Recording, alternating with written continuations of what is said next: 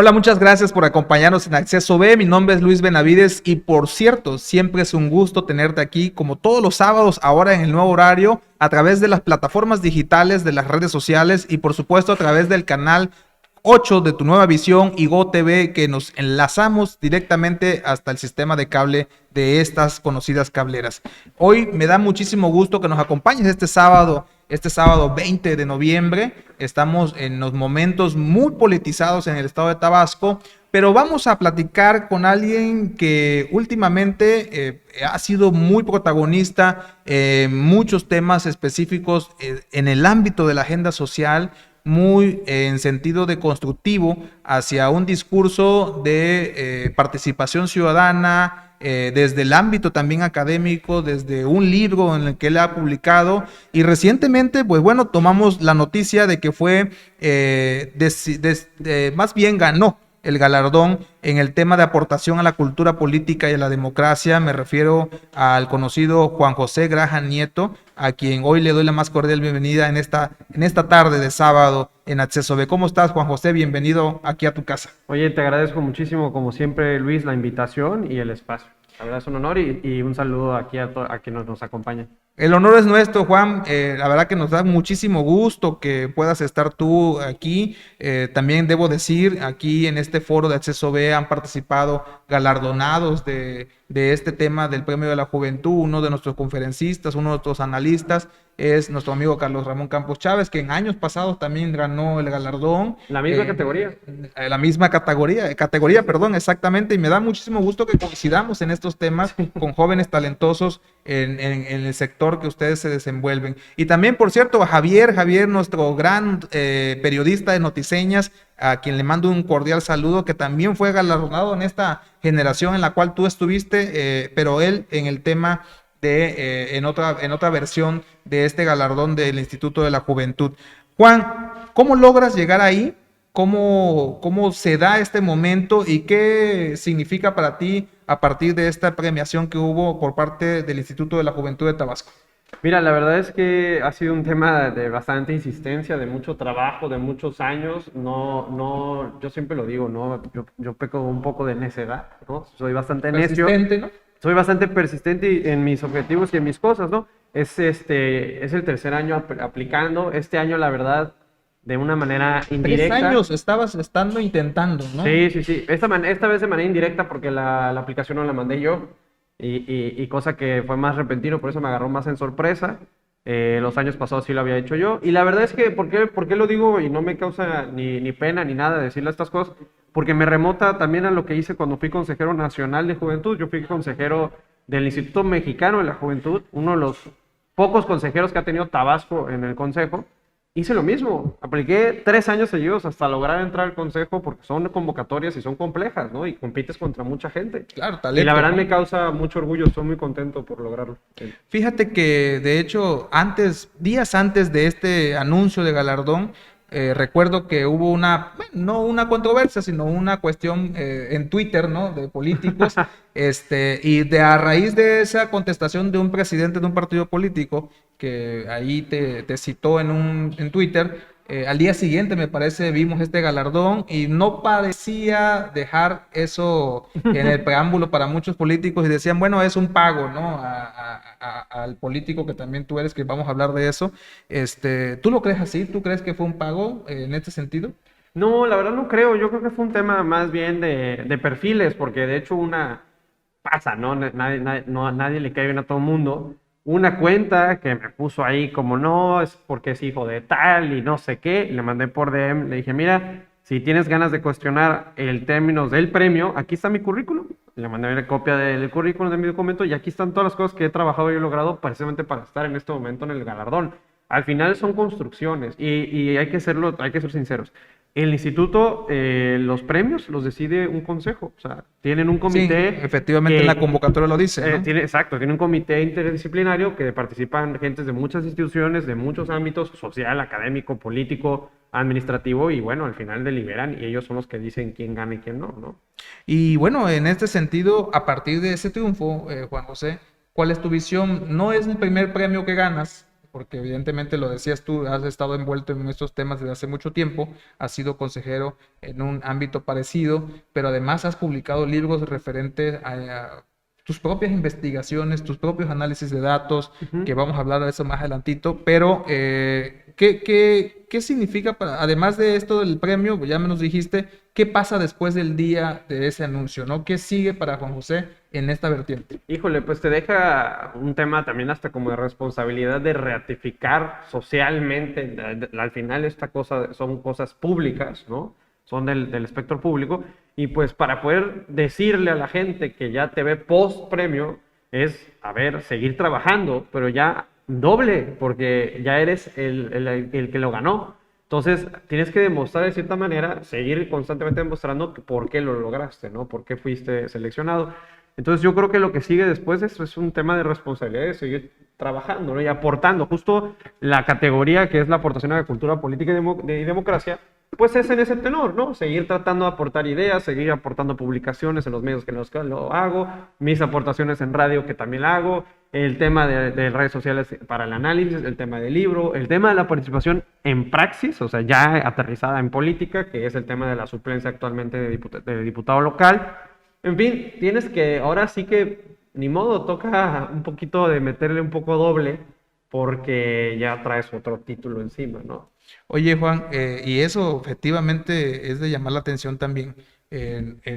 Hace tiempo ya habías estado aquí en el programa y habíamos hablado de una visión joven, un Ujú. libro que no solamente tú escribiste, desarrollaste, buscaste los mecanismos para publicar, pero que además dijiste, oye, va para arriba, va gratis y lo pueden adquirir todos los Ujú. que quieran, bueno, más bien lo pueden obtener quien sea porque está a través de esta plataforma ISU que es totalmente gratuito, aquí lo estamos mostrando en pantalla. Y bueno, esta fue tu primera incursión en el tema de una bibliografía Ujú. y que fue en el año, ¿qué año fue y qué edad 2018. tenías? 2018 y ese mismo año lo fui a presentar en más de 15 estados de la República y obviamente el día más importante, uno de los días más importantes de mi vida, yo creo que me atrevo a decir en términos profesionales, laborales, académicos, en el ámbito que quieras, hasta personal, fue la presentación en la Feria Internacional del Libro de Guadalajara 2018. La Uno FIL, ¿no? porque la FIL, hay que decirlo orgullosamente, como mexicanos, es la segunda feria más grande e importante del mundo, ¿no? De ese ámbito, del ámbito de la lectura.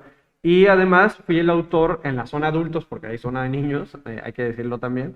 Fui el autor más joven en Le presentar sabes a esto de las convocatorias, ¿no? Sí. en ese año de la feria. Y la verdad es que fue para mí un momento bien importante, porque uno, cómo llegas a presentar a la FIL, ¿no? Que es el escenario más importante en ese Claro. sentido. Y dos, que siendo joven, y tres, más bien diría yo tres, ese día, te lo soy sincero Luis, y lo he contado con mucho cariño, porque había una persona cercana a mi familia que estaba ahí en el evento, que le manda mensaje a mi tía, ¿no? De, no cabe ni un alma, está lleno el salón que le tocó a Juan José. O sea, ese momento para mí, híjole, yo creo que es bien importante. Yo pienso que eso fue lo que me ayudó en esta ocasión al Oye, tema del premio. bien joven, bien entrado para adelante, como dices tú, quizás persistente, pero veo que, por ejemplo, te escribía Mario de la Rosa en este tiempo, no sé si sigue siendo director, pero de la conocida plataforma Nación 321, por Ujú. parte del financiero. Sí.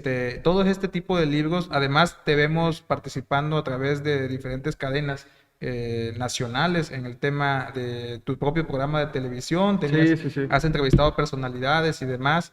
Y bueno, eso de alguna manera sí engruesa tu currículum, ¿no? Sí, Claro. sí, sí te empapa de todo este proceso, pero hoy estás aquí en Tabasco como suplente de un diputado local, Ujú. eres diputado suplente en la legislatura actual de la fracción parlamentaria del Verde Ecologista. Sí, sí, sí. ¿Qué te parece si vamos a un comercial y me platicamos de eso? Claro. Porque teniendo tu currículum tan grande, y obviamente con la experiencia que traes, todo hubiera parecido indicar que tendrías todos los elementos para ser el diputado, no suplente, sino tu diputado propietario, y estar poniendo la agenda en el medio, como la estás haciendo, porque lo hemos visto, pero pues no en la tribuna, ¿no? Lo Ok. estás haciendo desde el ámbito más bien social o del ámbito ciudadano, Y ahí es donde yo quisiera llegar en el siguiente bloque. No se vayan, aquí estamos con Juan José Graham Nieto, quien nos está platicando de todos estos temas que en el tema de los jóvenes no solamente es importante, sino es la búsqueda para construir una mejor sociedad. Regresamos aquí en Acceso B.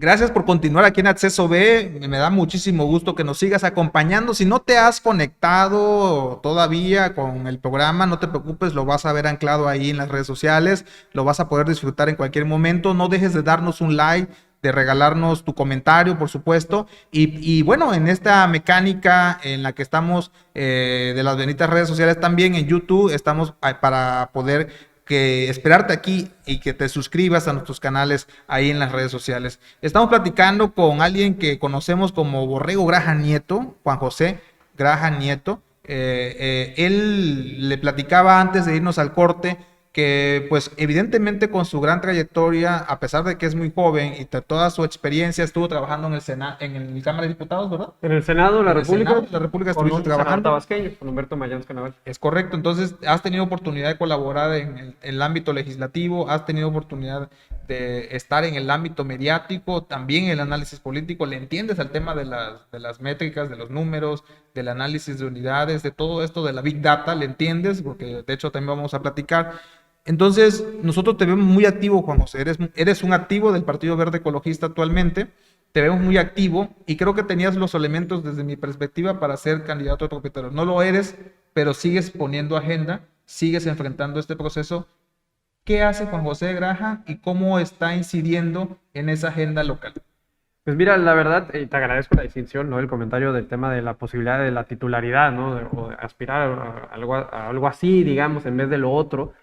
Yo a veces pienso que el tema de las suplencias, pues a veces se toman como a menos, ¿no? Y yo sí pienso que la vida en la transición política tiene momentos, tiene pasos, tiene progresión. Y hay que respetar sobre todo el tema de las carreras de los demás, ¿no? En este caso particular, los diputados que son la fracción del Verde es Miguel Vélez, Miguel Moeno y Cheri Aranguren, que son personas que ya venían trabajando ahí de años atrás en ese partido en particular, sus posibilidades, ¿no? Miguel como secretario de organización, Miguel como dirigente y Cheri fue candidata al Senado en el 2018 con una buena votación a nivel estatal. Creo que fue alrededor de 50,000 votos para ir en un partido, digamos, menor, digamos, a lo que es la capacidad que tiene Morena, ¿no? Y además, siendo candidata por primera vez ella y joven, es un buen número. Entonces, esas personas, pues lo que yo siempre dije, y lo dije hasta en mi partido en el que estaba antes, no quiero yo venir a interrumpir el proceso de nadie. No quiero yo nunca someterme y que me regalen algo. Es decir, ¿por qué? Porque al final el apellido, pues sí, de cierta manera, siempre tiene dos vertientes, ¿no? La muy positiva, que es la que considero mayor, pero también tiene su parte negativa en términos de procesos. Al final te dicen, no, es que es el hijo de tal y le van a regalar X o Y y va a ser candidato. No es cierto. ¿Por qué? Porque nunca me he ido por esos caminos y no buscaba hacerlo ni en el PRI cuando estaba, nunca lo hice. Y no lo iba a hacer ahora en este proceso nuevo. Por eso siempre se planteó, porque sí hubo la posibilidad de ser candidato a diputado local en centro, en algunos de los distritos, y la verdad es que no me veía yo atropellando el proceso de los que ya estaban encaminados. Eso es bien importante, ¿no? ¿Y qué voy a hacer? Pues lo mismo, seguir respetando los procesos y seguir abonando desde donde se puede al proyecto, ¿no? Oye, Juan, y en ese abonar, yo te lo comento en el sentido de que, pues, evidentemente tu agenda busca incidir Sí. en el ámbito público, ¿no? Y eso lo platicábamos fuera del aire. Te decía yo, Juan, eres un tipo que pone agenda, eres un tipo que mezcla muy bien los temas, participas, generas incluso polémica, muchas veces hasta me de alguna manera. Ya me regañaron el otro día en Twitter. Sí, ¿verdad? Hasta de una manera, como decimos coloquialmente, le pone sabor al caldo en la política, pero pues evidentemente, ¿no? Para lograr que las cosas cambien, pues hay que incidir de manera más específica en una agenda legislativa, en una agenda pública, en cualquiera de los ámbitos administrativos. Y pues eso ahorita todavía no lo está haciendo Juan José, ¿no? O sí lo estás haciendo en una cuestión específica. No, de manera, digamos, indirecta, ¿no? Podemos Es- decirle así. No, no, no, mira, la verdad es que en ese sentido, te soy sincero, Luis, la parte más importante, yo siempre he dicho que los partidos son bien importantes, ¿no? Porque soy un demócrata que cree en la vida partidista, pero independientemente de eso, también creo que las agendas y las banderas y las causas, ¿no? Son el tema que hay que abordar en la agenda pública, en el debate, en los medios, en redes sociales que hoy por hoy son parte del debate. ¿Ya qué me refiero con eso? Es entrarle de frente, porque a veces te dicen, ¿no? Y muchas veces pasa, oye, pero no te metas en ese tema porque pues no te toca, o no te metas porque pues estamos ahí, No es el partido, se está ¿no? negociando ahí en corto. Oye, no, yo soy de la idea de que ya las nuevas generaciones y las nuevas formas de hacer política, porque dicen, es que hay que cuidar las formas, ¿no? Yo creo que las formas, más que cuidarlas, porque cuidamos viejas formas, más bien formemos o Mejores creemos prácticas. mejores prácticas, mejores formas para que la gente tenga de frente las cosas. Entonces, ¿qué hago en ese sentido? Toco temas que normalmente la clase política, el statu quo, no quiere tocar, ¿no? ¿Por qué? Pues porque pues, es más fácil nadar de muertito, estar tranquilo, no meterte en problemas y agarrar tu candidatura que te van a dar precisamente por no meterte en problemas, ¿no? Entonces, yo soy de la idea de que ese tipo de cosas ya hay que cambiarlas. Hay que tocar los temas, no porque sean controversiales, ¿eh? Hay que No, tocarlos, son hay necesarios. que tocarlos porque son necesarios, punto. Y porque la agenda legislativa y la agenda de derechos y la agenda social del mundo ya no puede seguir frenada. Y Tabasco, desafortunadamente, hay que decirlo con todas sus letras. Hoy por hoy, en ese sentido que estoy planteando, somos uno de los estados más atrasados del país. O sea, es increíble. Oaxaca, en términos legislativos, podría ser California comparado con nosotros, ¿no? O sea, Oye, y bueno, referente a ese tema que tú platicas, bueno, precisamente en estos días de agenda, pues ha habido mucho movimiento, ¿no? Tú dices, estamos de los más atrasados. ¿Ves de alguna manera avances en estos contextos de lo que estamos viviendo, pues en la alineación ujú. política en la que se encuentra el Estado? Pues yo creo que ha ido avanzando, pero lento, ¿no? Como que se siente una resistencia. A ver, es normal. O sea, yo no creo que estos procesos, estos cambios se vayan a dar de golpe, pero sí para que podamos lograrlo en un tema generacional, que es a lo que invito desde el libro, es que entendamos que las causas y las agendas nos corresponden en términos generacionales. Entonces, que nos toque a todos empujar un poquito de la carreta para que no sea tan pesado y tan difícil el cambio, ¿no? De tan brusco. O sea, te pongo ejemplos particulares legislativos, ¿no? El Partido Verde lleva 3 o 4 iniciativas que son en ese sentido, ¿no? A ver, la primera, consejos municipales abiertos, ¿no? Cabildo abierto que presentó Moreno. La otra de Miguel y el tema de quitar las licencias, ¿no? Las famosas licencias de los ayuntamientos. El otro tema de Moreno creo que fue también el tema de crear las direcciones de juventud en los municipios. Es decir, son agendas progresistas en un sentido de dar espacios que se busca ciudadanizar cada vez más el ejercicio de la administración pública y que vemos que, bueno, pues ahí están, se presentan. Desafortunadamente el Poder Legislativo tiene un tema. La Necesitas mayoría, números, ¿no? necesitas votos. Entonces, si el partido que tiene más números no te ayuda a que estas cosas caminen, es muy complicado, la cosa seguirá frenada. O sea, en Tabasco no hemos podido hablar en términos reales en el legislativo, el tema del matrimonio igualitario. El tema, Que es raro, el tema ¿no? de Pues, la, el mismo Morena tiene pues se un supone que tema. se supone que es un partido de izquierda, Claro. ¿no? La despenalización del aborto, dos. El tema de la ley Olimpia, por ejemplo, que es un tema que a veces se dice, es que se habla mucho, está de moda. No, es que es el fondo del asunto. La ley Olimpia plantea un sentido de una vida privada, de la vida sexual que tienen las personas a través de esto, de estos aparatos, ¿no? ¿Por qué? Porque ya es una cosa que vive con nosotros y vivirá con nosotros, ¿no? Entonces, ese tipo de planteamientos, de entender este tipo de leyes, es entender las nuevas necesidades, las nuevas formas a las que me refiero, ¿no? Entonces, híjole, imagínate, estos temas que te acabo de poner, todavía no están sobre la mesa, está muy complicado, ¿no? Oye, Juan, y en este contexto de lo que estamos hablando de la vida política, pues evidentemente, lo decíamos igual fuera del aire, hubo mucho movimiento en este proceso. Aquí precisamente con un informe legislativo que está llevando a cabo, hay un presidente de un partido nacional, hay una agenda, precisamente igual ayer o antier hubo mucho movimiento, mucha agenda política por el tema de la visita del presidente de nuestro país en la agenda trilateral que llevaron a cabo con los otros países vecinos. El caso es que hay mucho movimiento en la Mucho agenda. movimiento. Y, sí, sí. En ese contexto, Juan, ¿tú ves a Tabasco ya en el centro de la posición? Es decir, ¿ves como muchos políticos hoy o analistas están diciendo Tabasco va a poner el siguiente candidato a la presidencia, Tabasco? O sea, ¿cuál es tu opinión así a grandes rasgos de todo lo que estamos viviendo? Pues mira, yo creo que Tabasco hoy juega un rol bien importante. En términos comparativos con el sexenio pasado, podríamos decir que Tabasco es el nuevo Estado de México. En términos Imagínate, políticos. fíjate qué interesante O sea, esa definición que estás dando. Yo creo que esa debería ser la comparativa. Y mi consejo para las políticas y los políticos nacionales, si no tienen una amiga o un amigo tabasqueño, que se lo busquen, ¿no? La verdad es que hoy por hoy, Bueno, hoy por hoy te garantiza alianzas con el poder, te garantiza cercanía con el presidente de la República, que es el proyecto, y te garantiza muchísima capacidad de negociación de las aspiraciones que tengan en el 2024. oye, Juan, yo no me quiero meter ahorita en la grilla debate, pero sí te lo debo preguntar para irnos y que sea la oportunidad de que vuelvas a regresar aquí al programa. Claro. ¿Tú ves al Verde y a Morena en el contexto final perdón, en el contexto de la elección que viene, ir en alianza en Tabasco?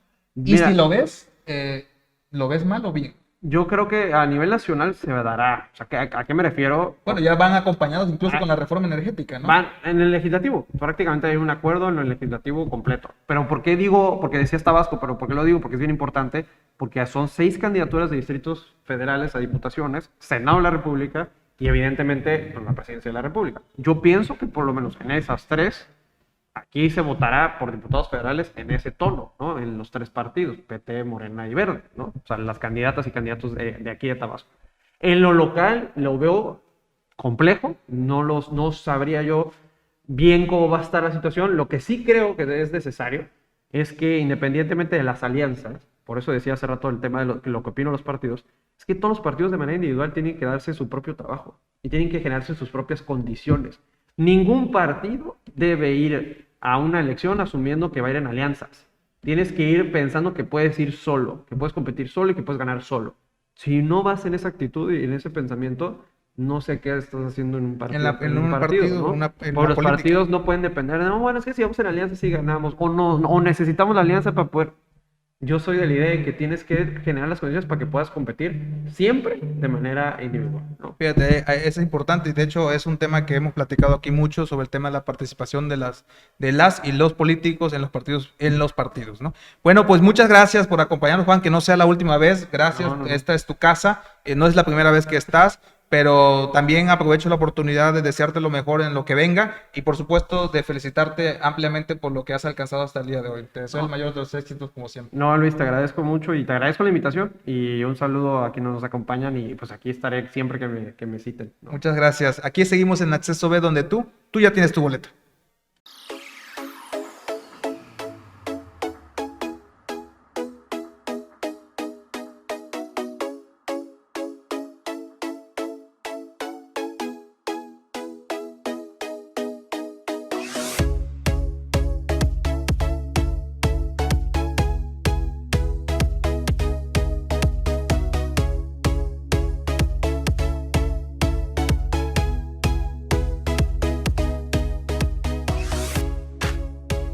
Definitivamente he comentado que la ganadera somos nuestra primera acción, realmente es la movilidad de nuestros animales, el estatus sanitario, pero no nada más se queda ahí, tenemos que buscar la competitividad de nuestra producción. Entonces, he ahí la intención de este evento, de fortalecer las negociaciones de estas cadenas o estas queserías locales que tienen un producto de calidad y que pueden competir en cualquier mercado. Entonces, si ellos se fortalecen, ellos van a ser los compradores de nuestra leche, obviamente a un mejor precio. Esa es la intención, fortalecer ya la parte de brincar del ganadero al empresario. Entonces, nosotros estamos para reunirlos, hacer sinergia con todas las demás organizaciones y darles a ellos las fortalezas legales, desde las marcas, desde sus facturas, desde inclusive los financiamientos, para que ellos puedan acceder a esos otros mercados.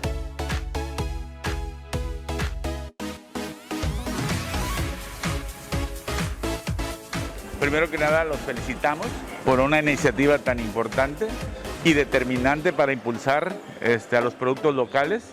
La Secretaría de Turismo, el Gobierno del Estado de Tabasco, obviamente se une al esfuerzo y nos comprometemos a generar con ellos una sinergia importante para desarrollar capacitación especializada, fomentar la gastronomía, la comercialización de sus productos a través de algunas nuevas rutas turísticas que vamos a trazar en coordinación con el municipio y la ganadera local. Entonces sí, por supuesto, tiene todo el futuro y nos unimos al esfuerzo. Posteriormente van a tener noticias ya de algunas próximas actividades en coordinación con la ganadera y la secretaría, pues para posicionar los productos de Huimanguillo no solamente en Villahermosa, sino hacia algunos destinos turísticos, ¿no? Sobre todo vincularlos con el tema gastronómico para colocarlos en restaurantes especializados, en eventos, etcétera, ¿no? Como sector empresarial, bueno, yo creo que esto es importante, estamos reactivando parte de la economía y esta iniciativa que toma hoy el presidente de la Asociación Local Ganadera de Huimanguillo, pues nos da ese aliento de seguir trabajando en conjunto.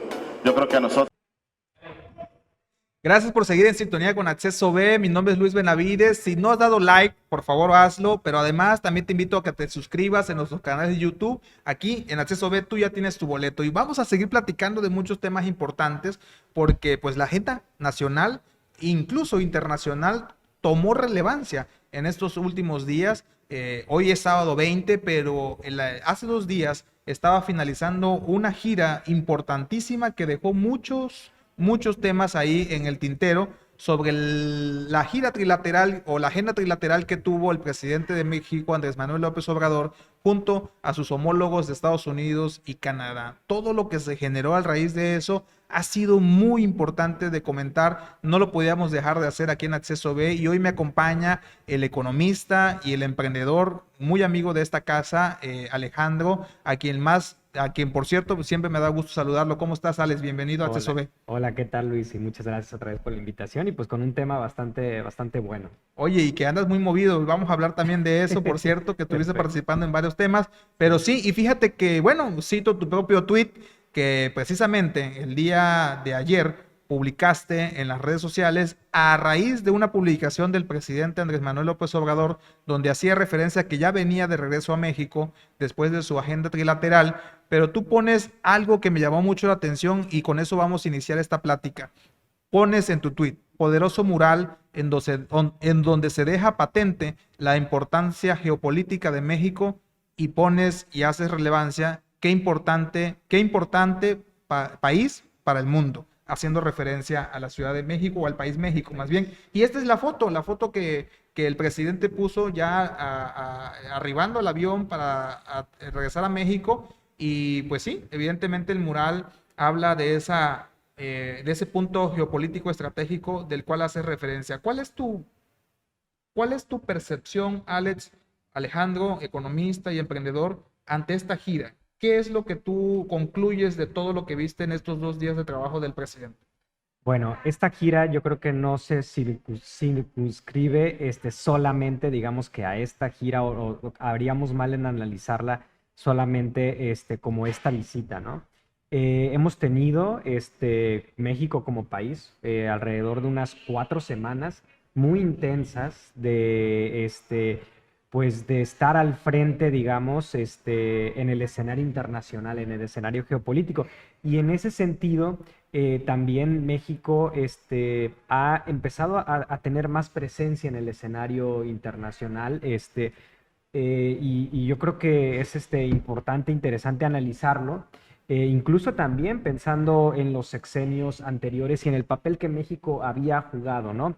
Y en ese sentido, hablando en temas económicos, pero obviamente también geopolíticos, el ascenso de China en el mundo en términos económicos está empujando por un lado, una cercanía muy importante de los Estados Unidos y Canadá para unificar un bloque productivo.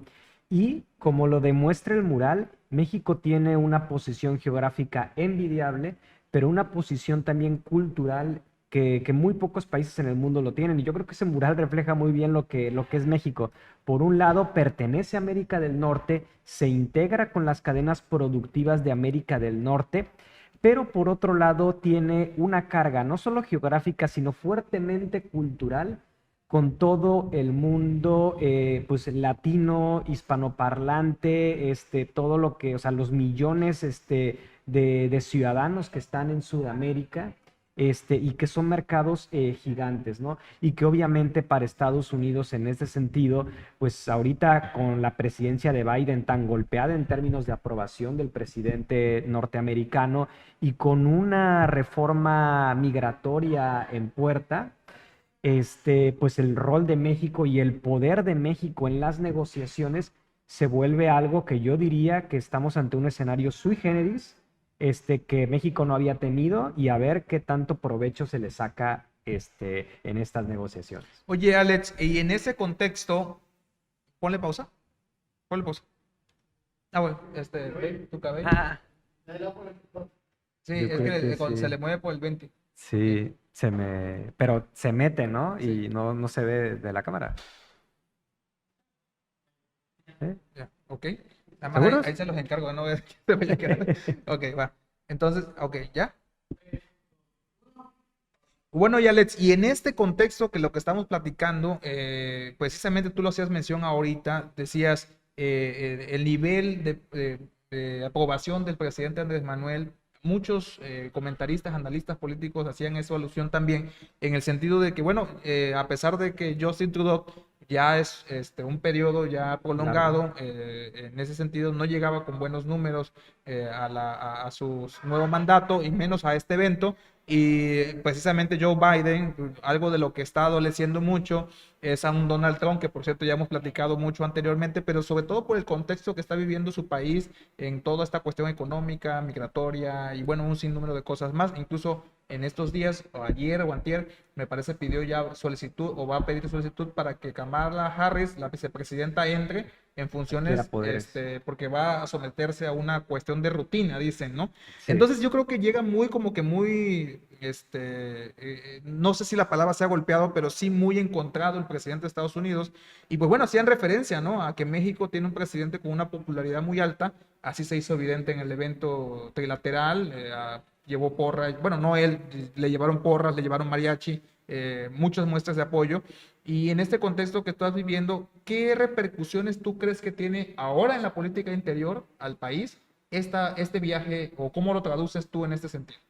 Bueno, creo que tiene muy buenas implicaciones en términos de política interna en México, porque tenemos que recordar que cuando el presidente de Estados Unidos, el actual presidente de Estados Unidos, gana las elecciones, las televisoras son las primeras en dar la noticia. Y obviamente hacía falta todo un proceso legal propio de las instituciones norteamericanas para poder darle el sello de que ya en efecto había ganado. Y en ese sentido, recordando un poco lo que sucedió en México en el 2006, cuando el gobierno español se adelanta incluso al mismo tribunal que sancione, se adelanta y felicita a Felipe Calderón, y así lo hacen después una seguidilla de países ya después de lo que había hecho el gobierno español. Pues eso, digamos, habla de una injerencia internacional que el presidente Andrés Manuel pues estaba intentando evitar el adelantarse, digamos, sin que las instituciones hubieran terminado, ¿no? Entonces, en ese sentido, dado esa institucionalidad, dado que muchos analistas decían, pero ese cómo es posible, entonces seguramente Estados Unidos está enojado con nosotros, Biden está enojado con nosotros, luego la reforma eléctrica, están muy molestos con nosotros los norteamericanos. Otra cosa que se decía, ¿no? El control de la frontera sur, los migrantes están muy molestos. Entonces, básicamente, si leíamos, si uno agarraba el periódico o se metía en internet, pues básicamente era un escenario de que los norteamericanos estaban muy molestos con los mexicanos y era un asunto muy, muy, muy terrible, ¿no? Y vemos una visita en estos tonos, ¿no? No solo con las fotografías, las muestras obviamente de apoyo, pero también las palabras del presidente norteamericano, y reconociendo el papel geográfico estratégico y la importancia de la economía mexicana. Yo creo que son mensajes muy poderosos que dejan muy bien parado al gobierno actual y obviamente, o sea, obviamente al presidente de la República para con el discurso que se estaba manejando, ¿no? Porque en ese sentido, pues estaba creando una atmósfera, queriendo crear una atmósfera de que habían enemistades, ¿no? Cuando claro que todos los países, que cualquier país, obviamente que tenga una relación tan estrecha, van a tener puntos de apoyo, van a tener puntos en los que se apoyen y van a tener puntos, claro, en los que tengan diferencias, pero tienen que tratar esas diferencias. Entonces, en ese sentido de las diferencias, sí podemos enmarcar, por ejemplo, la reforma eléctrica, podemos enmarcar la importancia, la parte migratoria, pero todo eso, digamos, como en un tablero de ajedrez o en un tablero de negociaciones, pues, pues justamente son esas fichas que hay que intercambiar y me parece que en este preciso momento México tiene muchas fichas de su lado, por más que Estados Unidos es la potencia del mundo y la economía 14 veces más fuerte que la mexicana. México ahorita en este contexto tiene muchas piezas que poder intercambiar y para poder fortalecer su agenda. Entonces, en sentido de política interna, me parece que se dieron los mensajes que se tenía que dar, porque además estas reuniones son reuniones en las cuales no se va a discutir gran cosa. Realmente los mandatarios no van a debatir entre ellos y a negociar entre ellos. Eso lo hacen los secretarios, equipos, ¿no? Eso lo hacen sus equipos, sino que ellos van a mandar un mensaje, se preocupan mucho en los símbolos y quieren mandar el mensaje de las cosas están bien. Estamos cercanos, somos un bloque unido y las cosas están bien. Y eso yo creo que fortalece a México. John Biden, entre iguales, ¿no? Hizo mucho énfasis en eso. Entonces, claro que eso fortalece mucho a México. Se genera una especie de contranarrativa de lo que se está manejando actualmente, porque pues uno ve estas visitas y luego lee los periódicos y como que algo no checa, ¿no? Entonces, pues yo creo que se genera una contranarrativa muy poderosa y que obviamente pues se va a aprovechar por el gobierno. Oye, Alex, está muy interesante lo que nos estás conversando, pero ahora lo vamos a traducir en el siguiente bloque a una cuestión más específica. Dos temas que te voy a preguntar en el siguiente bloque es: en lo económico, ¿qué significa esto? Tomando en cuenta la situación de inflación que vivimos y todo lo que hemos venido platicando atinadamente de tu parte en esta área de tu experiencia y tu profesión. Y la otra es en las agendas políticas, ¿no? Por como lo que hemos estado viviendo en el país a raíz de todo este proceso de régimen que encabeza Andrés Manuel López Obrador. Pero bueno, regresamos en este momento más. En un momento más regresamos aquí en Acceso B. No se vayan, seguimos aquí.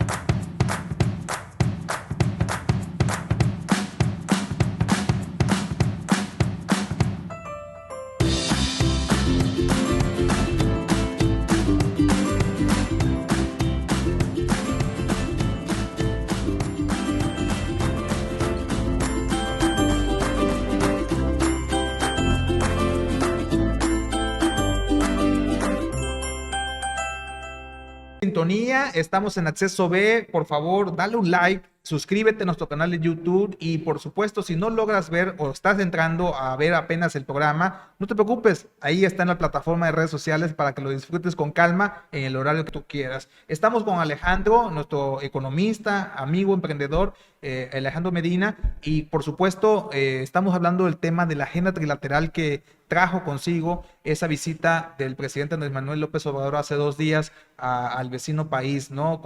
También con el primer ministro de Canadá, Justin Trudeau.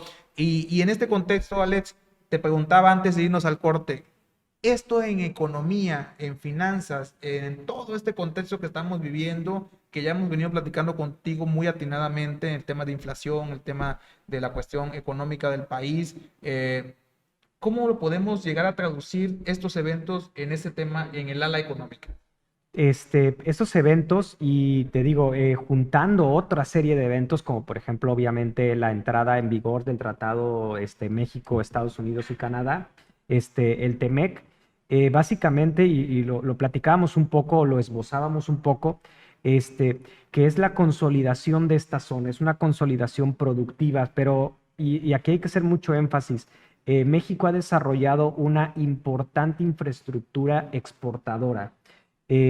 México desarrolla componentes, pero no solamente desarrolla componentes para autos, sino que México está a la vanguardia. Por ejemplo, salió hace poco que mencionó el canciller Marcelo Ebrard, que recibió una llamada del hombre más rico del mundo, Elon Musk, cuando empezó la pandemia, y le pregunta a Ebrard, bueno, ¿cuántas fábricas son las que cerraron y que te están afectando? Dice, son 123 fábricas, desde Puebla hasta Chihuahua.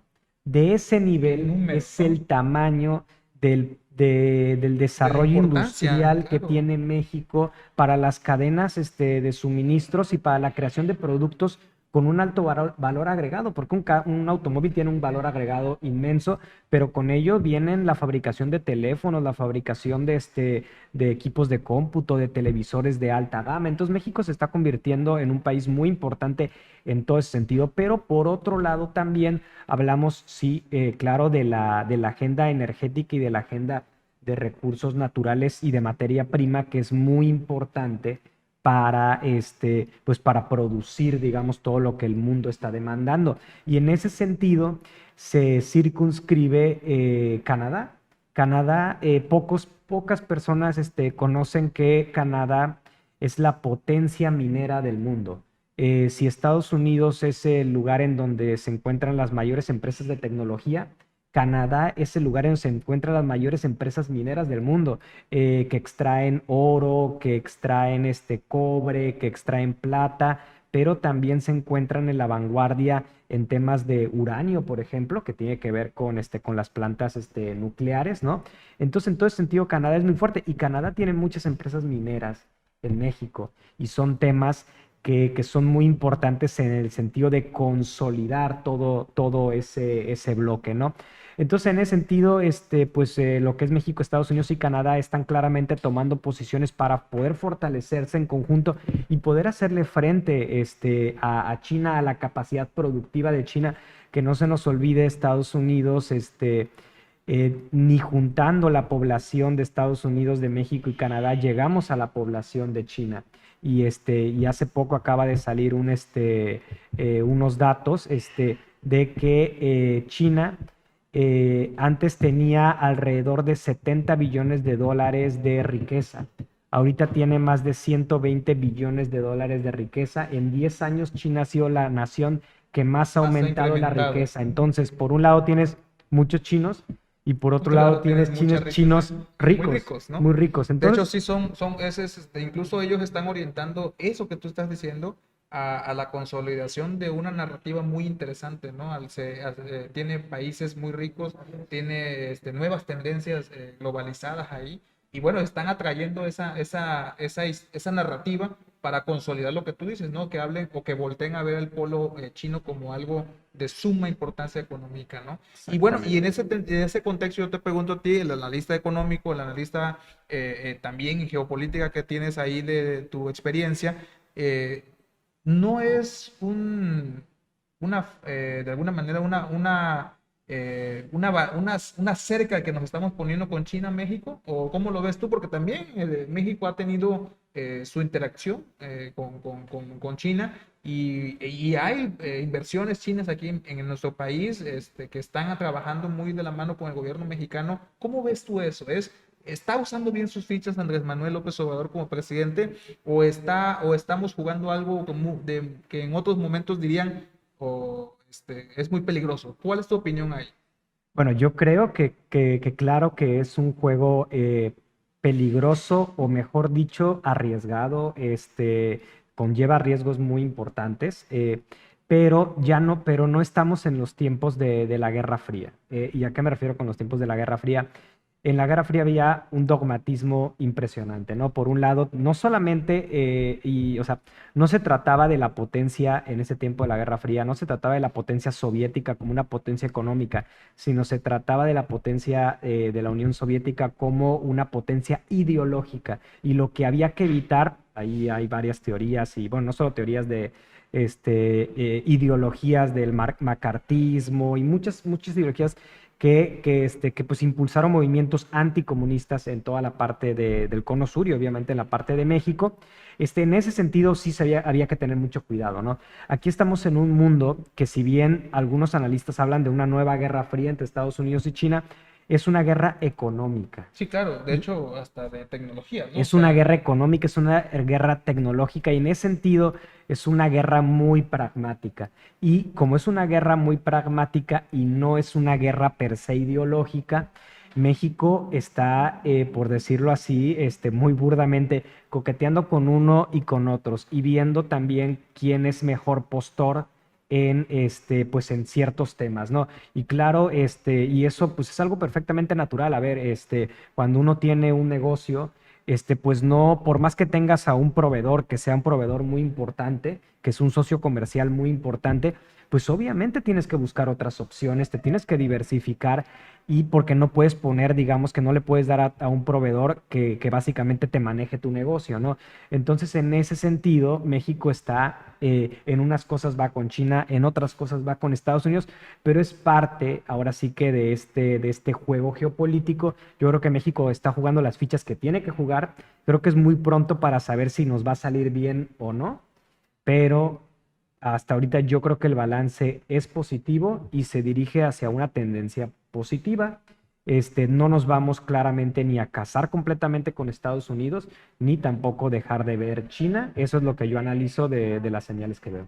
Oye, pues Alejandro, es muy importante todo esto que nos comentas. Esto que sucedió en la agenda trilateral también impactó en la agenda nacional. Y pues yo te quería preguntar también, ¿ves atinado el desenvolvimiento del secretario de Relaciones Exteriores? Porque ha sido pieza clave, ¿no? En todo este proceso. ¿Cuál es tu opinión ahí? Bueno, yo creo que en este momento, obviamente está en las nubes, ¿no? Está muy bien colocado porque, pues, obviamente se pone una estrella, ¿no? Ante el presidente y obviamente ante una parte importante de la población. Y bueno, y en ese sentido también tenemos que recordar que el canciller llevaba ya unos momentos, digamos, pues de estar muy cabizbajo, porque la Lo que estaba refrescó. teniendo, sí, la que estaba teniendo reflectores muy fuertes era la jefa de gobierno, Claudia Sheinbaum. Entonces, en ese sentido, pues con esto se pone un poco otra vez en la luz pública, y no solo en la luz pública, en la luz de la mente del presidente, porque hay que tener muy en cuenta que la carrera política de los presidenciables se juega en dos formas. Uno, en la mente de la ciudadanía, en cómo vayan a estar esas encuestas, en cómo los vaya a percibir la ciudadanía. Y otro muy importante escenario de juego es la mente del presidente. Y cada presidenciable tiene que jugar en la mente del presidente, es decir, en cómo los percibe el presidente de la República y cómo los perciba la nación. Fíjate que qué interesante conjetura. No nos vamos a meter a analizar ahorita los presidenciables, pero sí es importante que dentro del escenario que se vivió, visualizar todo esto que nos platica Alejandro, el economista, el emprendedor, amigo de Acceso B y por supuesto consultor económico de cabecera de aquí de este programa. Y te agradezco mucho, Alex. ¿Qué estás haciendo? ¿Cómo que te vimos participar en una especie de conferencia de emprendedor, precisamente de emprendedurismo, emprendedor? Y bueno, cuéntame rápidamente qué estás haciendo ahorita, ¿no? Bueno, sí, claro, me tocó participar en este evento de Surprende, que ya llevan 3 ediciones. Ahorita fue apoyado por por la UJAT. Es una especie de... Es una especie de congreso en el cual hay muchas conferencias de emprendimiento. A mí, yo platiqué acerca del ciclo de vida de las empresas, un poco para darle también pues un contexto y herramientas que les puedan ser útiles no solamente a los pequeños emprendedores, sino a directores de empresas, de empresas grandes, dado mi experiencia, no solamente obviamente en temas de emprendimiento, sino también en temas de dirección de empresas ya consolidadas, maduras. Entonces, eso es una de las cosas que estuve participando y bueno, y pues contarles que vamos muy bien con la parte de OK Rabbit, de este lanzamiento de esta segunda etapa de la plataforma. Hemos estado ya involucrando a más organizaciones que van desde organizaciones que hacen presupuesto participativo, organizaciones ambientales, organizaciones que hacen desarrollo de especies en peligro de extinción. También estamos trabajando con organizaciones de medios, incluso vamos a estrenar un restaurante, una disquera, todo ese tipo de organizaciones, todo ese tipo de generadores de contenido, pues llamados a participar en OK Rabbit para que puedan premiar a sus comunidades, puedan adquirir fondos de sus comunidades y puedan otorgarle premios divertidos, interesantes y que hagan sentir a la gente que los apoya, los haga sentir queridos. y los haga sentir que quieren apoyar más, ¿no? Entonces, OK Rabbit, pues es esa plataforma que pues estamos ya pues adquiriendo, digamos, muchos socios, muchas organizaciones para poder apoyarlos. Oye, muchas gracias, Alex, por estar aquí en el programa. Por supuesto, ya tenemos la invitación a que nos sumemos a OK Rabbit. Ya estamos en ese proceso de analizarlo y meternos. Me queda claro que es una plataforma muy importante. Te agradezco, Alex, que estés aquí con nosotros en Acceso B, y a ustedes que nos escuchan, nos ven a través de las diversas plataformas y a través de los canales de televisión. No se vayan. Seguimos aquí en Acceso B, donde tú ya tienes tu boleto.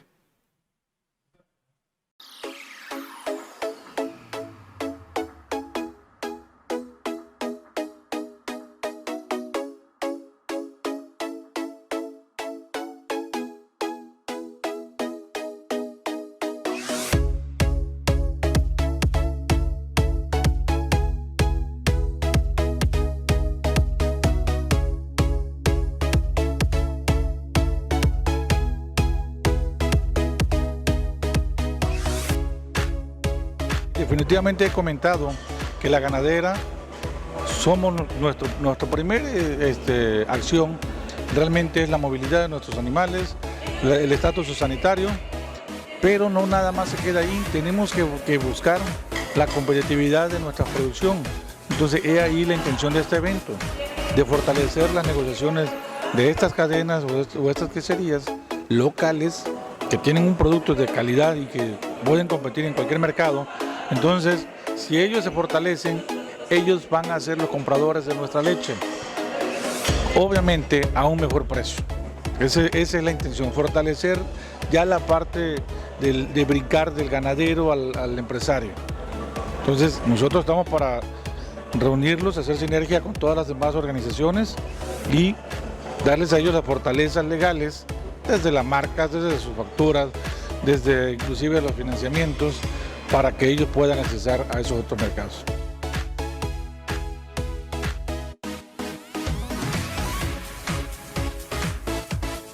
Primero que nada, los felicitamos por una iniciativa tan importante y determinante para impulsar a los productos locales. La Secretaría de Turismo, el Gobierno del Estado de Tabasco, obviamente se une al esfuerzo y nos comprometemos a generar con ellos una sinergia importante para desarrollar capacitación especializada, fomentar la gastronomía, la comercialización de sus productos a través de algunas nuevas rutas turísticas que vamos a trazar en coordinación con el municipio y la ganadera local. Entonces sí, por supuesto, tiene todo el futuro y nos unimos al esfuerzo. Posteriormente van a tener noticias ya de algunas próximas actividades en coordinación con la ganadera y la Secretaría, pues para posicionar los productos de Huimanguillo no solamente en Villahermosa, sino hacia algunos destinos turísticos, ¿no? Sobre todo vincularlos con el tema gastronómico para colocarlos en restaurantes especializados, en eventos, etcétera, ¿no? Como sector empresarial, bueno, yo creo que esto es importante, estamos reactivando parte de la economía y esta iniciativa que toma hoy el presidente de la Asociación Local Ganadera de Huimanguillo, pues nos da ese aliento de seguir trabajando en conjunto. Yo creo que a nosotros... Gracias por seguir en sintonía con Acceso B. Ya estamos en la recta final de este programa de este sábado 20 de noviembre, pero no quiero dejar de platicar de muchos otros temas que se nos hacen muy interesantes. Hoy me acompaña en el estudio también alguien que ustedes conocen muy bien, que ha estado aquí en muchas ocasiones hablando de temas diversos, y hoy viene a hablar de un tema que yo creo que nunca debemos dejar de hacer: la familia. Hoy me acompaña en el estudio Genaro León Díaz, psicoterapeuta y gran amigo de Acceso B. ¿Cómo estás, Genaro? Buenas tardes, noches ya. Buenas tardes, noches, Luis. Gracias por invitarme, me da gusto estar aquí. No, el gusto es mío, Genaro. Estamos viviendo momentos en la sociedad complicados. No salimos todavía del COVID, a pesar de que ya nos amoldamos a las nuevas normalidades, pero esto no ha dejado de tener una evolución, y en todos los contextos ha sido así. Y en el tema de la familia, Genaro, ¿cómo podríamos empezar a hablar ahorita, hoy, 20 de noviembre, de la familia según tu percepción? Bueno, siempre en los libros de sociología, de psicología, hablan de que la familia es la célula de la sociedad. O sea, la sociedad está conformada por la unión de muchas familias. y el concepto de la familia, los modelos de familia han ido evolucionando conforme ha pasado el tiempo. Y hay veces que el mismo Estado no alcanza a los cambios que la sociedad hace más rápido. Por ejemplo, voy a hablar, en las leyes de reforma, antes de que se hicieran las leyes de reforma, la iglesia en aquel entonces controlaba el registro civil. Si te querías casar, ibas a la iglesia y ellos te adoctrinaban en su fe, te daban la plática para casarte. Cuando se hicieron las leyes de reforma, el registro civil pasó al Estado.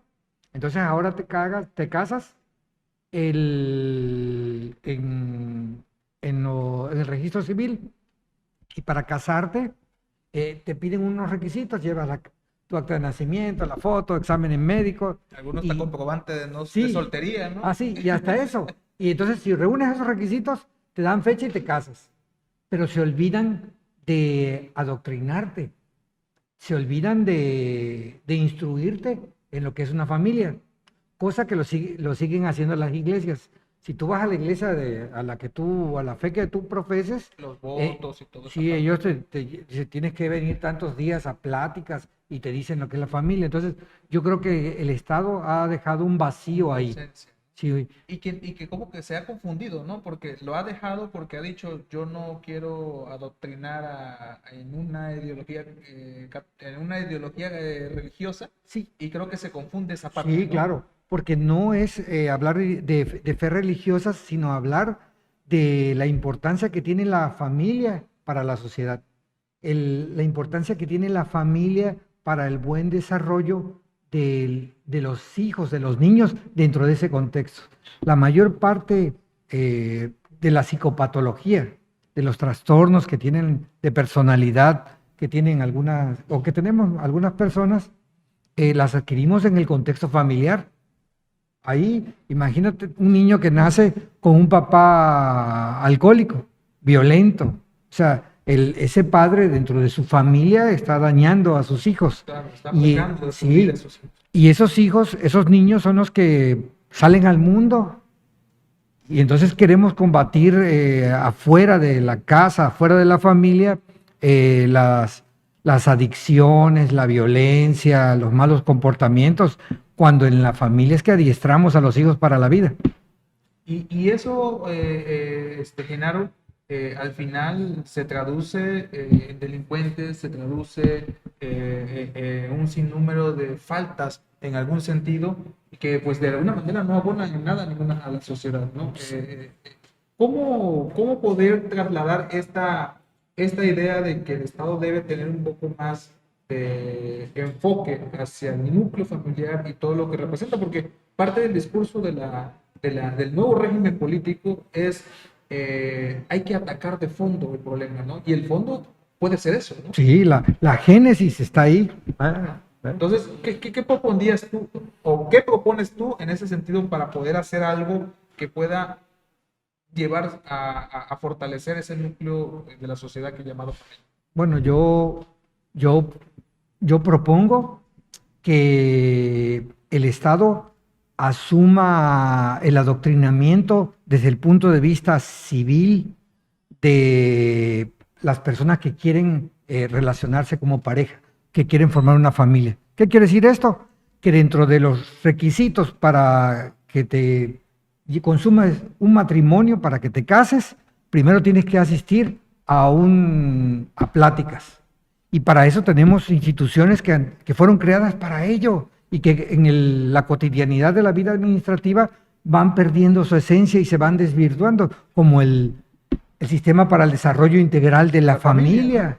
O sea, sus siglas DIF, ¿no? Sí, claro. Entonces, todo el mundo lo conoce más por DIF y no por Sistema de Desarrollo sí, Integral. claro. Entonces, si fue creado para el desarrollo integral de la familia, entonces, si tú vas a casarte, el registro civil te podría decir, bueno, ve y en el DIF te van a dar charlas, ellos tienen áreas de psicología y todo, te van a dar una charla sobre la familia, sobre la importancia, sobre lo que tienes que valorar.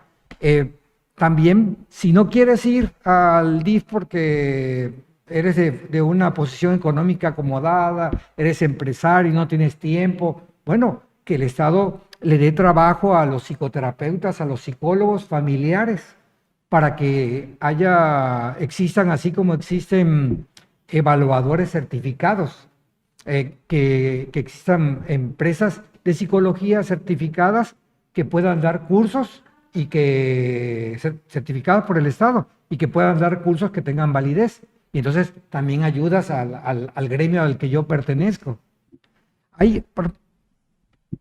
Podría parecer extraño, pero por ejemplo hay libros, hay autores que se han dedicado a hablar sobre la familia.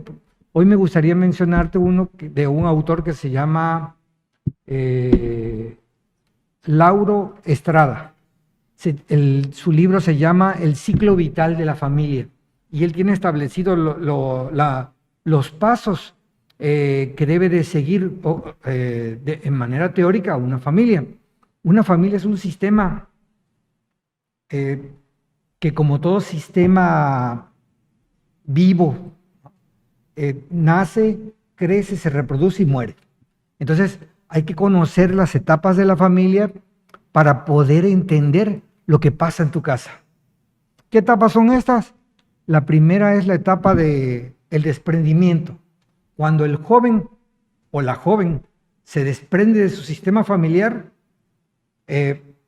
porque ya está preparado para la vida, y cuando sale al mundo, va al encuentro.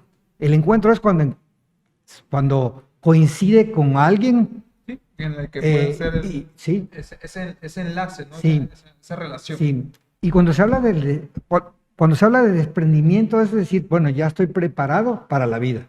Ya soy autosuficiente, ya tengo cierta madurez. Y cuando voy al desarrollo, ¿no? Sí.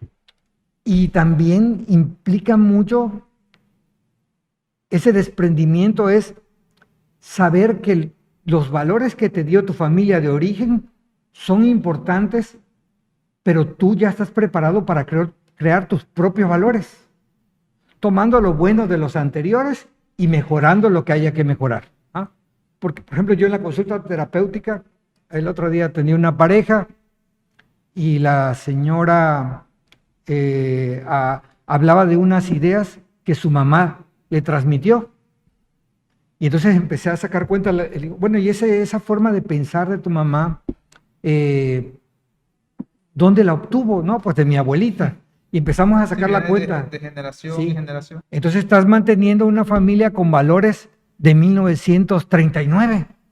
Hace tiempo yo te escuché hablar de esa situación, ¿no? Los problemas de tus padres en su desarrollo no fueron los problemas que tú tuviste como padre para tus hijos, Sí, y no van a ser los problemas que va a tener tu hija, en este caso, como madre en el caso Sí, que sí, llegue a ser, ¿no? sí. Entonces hablabas de todo eso, Sí, ¿no? de Y ese cambio. cómo eso también, al final de cuentas, pues evidentemente no pasan los años, y si tú quieres seguir con la misma vara, Sí, viviendo sí, todos los sí, problemas, claro. pues evidentemente vas a tener resultados que no Sí. van a estar acorde a la actualidad, ¿no? Así es, lo tienes muy claro. Entonces, es el desprendimiento. Cuando vas al encuentro, también debes estar consciente que la pareja que vas a encontrar es otro ser humano igual que tú. No es un príncipe azul, no es una reina, no es un ser que vaya a cubrir todas tus expectativas, no es un ser que te vaya a hacer feliz.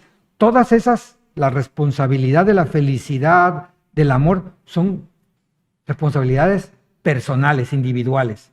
Yo voy a la relación no buscando que me hagan feliz, sino voy a compartir mi felicidad con alguien feliz.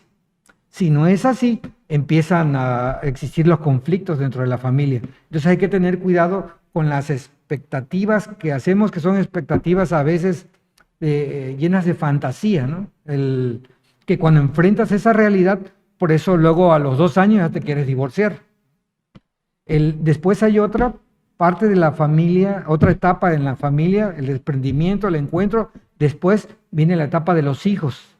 Y con la etapa de los hijos hay una subetapa, los hijos niños, los hijos adolescentes, los hijos universitarios.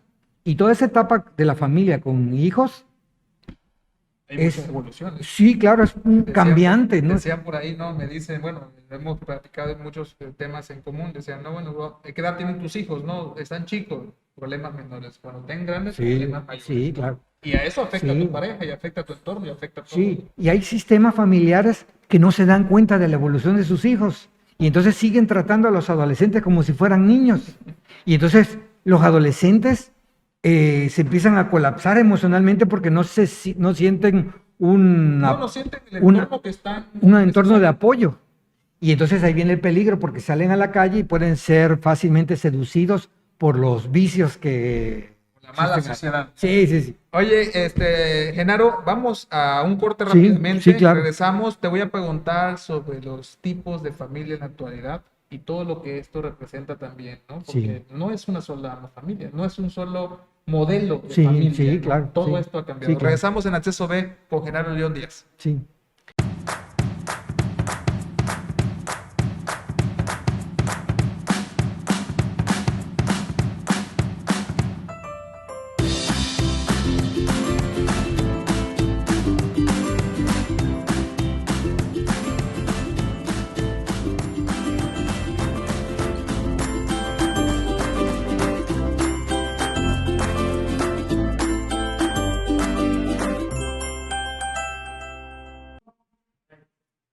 Seguimos aquí en Acceso B. Gracias por estar en sintonía en este programa sábado 20 de noviembre. Aquí estamos platicando con Genaro León Díaz del tema de la familia. Y él hablaba de las etapas de la familia. Y antes del corte le hice una pregunta, pero termina, Genaro, lo que me platicabas de las etapas. Sí. Cuando los hijos se van, comienza la etapa del reencuentro de la pareja. Ese reencuentro es... Descubrimiento, Sí, ¿no? ese La es... nueva luna de miel, Sí, todo esto. sí, a lo que le llaman nido vacío, ¿no? ¿Cómo vivir ahora Que ya no sin está. los hijos? Después de esa etapa, sigue la etapa de la vejez, de la jubilación. Entonces, ya la pareja como... Porque el amor intelectual, la compañía, todo eso que genera una cuestión más espiritual, conexión con la persona. Así es. Porque el cuerpo se caga. Sí, y la última etapa del ciclo vital de la familia es la soledad, cuando alguno de los miembros de la pareja muere. Y entonces el miembro que queda tiene que vivir en soledad. Eso es algo que debemos de tener en cuenta y en cada etapa debemos de irnos actualizando valores. La familia es un sistema que tiene 3 grandes subsistemas. Si tú vas a tratar una familia, primero tienes que revisar el sistema marital, a los padres, a la pareja, ¿no? La pareja es parental. La pareja es un subsistema. Después hay otro subsistema que es la relación de los padres con los hijos. Y después hay otro subsistema que es el subsistema de los hermanos, que también tiene otra dinámica. Entonces tienes que ver qué pasa cuando vas a tener una familia en esos 3 subsistemas. Fíjate, Genaro, qué importante es eso y creo que es todo un tema que conversar, pero vamos aterrizando algo que ha estado muy en la agenda, porque pues no es un solo núcleo, bueno, más bien no es un solo tipo los núcleos de familia, ¿no? Hay diferentes tipos de familia. En este sentido, Genaro, ¿cuál es tu opinión hacia ese tema? Porque pues evidentemente hay madres solteras, hay padres solteros, hay abuelos padres, hay parejas del mismo sexo que son padres. Bueno, hay muchos tipos de familia. ¿Cómo ver esta parte, Genaro? Bueno, pues hay que ir adaptando valores y circunstancias, porque hasta ahora hay hijos de parejas homosexuales. Van, adoptan o utilizan alguno de los sistemas de la biomedicina para embarazarse. Y aquí en Tabasco hace años hubo algo parecido. Entonces, sí, ¿no? sí. Entonces, si tienes hijos en esas condiciones diferentes, tienes que estar preparado para apoyarlo, porque va a encontrar muchas veces una situación social que no lo va a recibir muy bien. Por ejemplo, ahora también hay las familias que se conforman por tú, yo, mis hijos, tus hijos y los hijos de nosotros, ¿no? Esas familias ensambladas que también traen una serie de complejidades. Las familias monoparentales, porque Los jóvenes muchas veces no se quieren casar y dicen, bueno, yo soy autosuficiente, entonces yo voy a tener mis hijos. Claro, independizarse y todo, y ya no deciden más allá de eso, ¿no? Sus núcleos son ellos, ¿no? Entonces la recomendación sería en estos casos documentarse, asesorarse de expertos, en este caso psicoterapeutas, que los puedan orientar qué es lo que pasa en esas circunstancias. Genaro, en este contexto de alguna manera de los trabajos que tú haces en terapia, eres profesional, psicoterapeuta, ¿qué aconsejarías a las familias que están viviendo complejidades en las cuales dirías tu área puede ayudar? Mi consejo es que hay que cambiar esquemas. Ir a terapia con un psicólogo, con un psicoterapeuta, no implica tener un trastorno.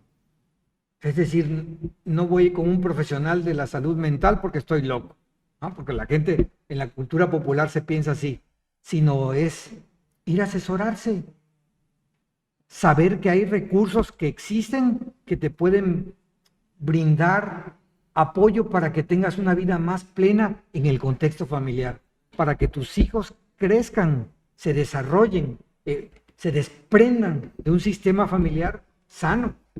Y sin duda alguna eso va a mejorar la sociedad. Entonces hay que atreverse. Genaro, te agradezco muchísimo que hayas estado aquí en Acceso B. Para mí es un gusto poder platicar contigo de estos temas tan importantes.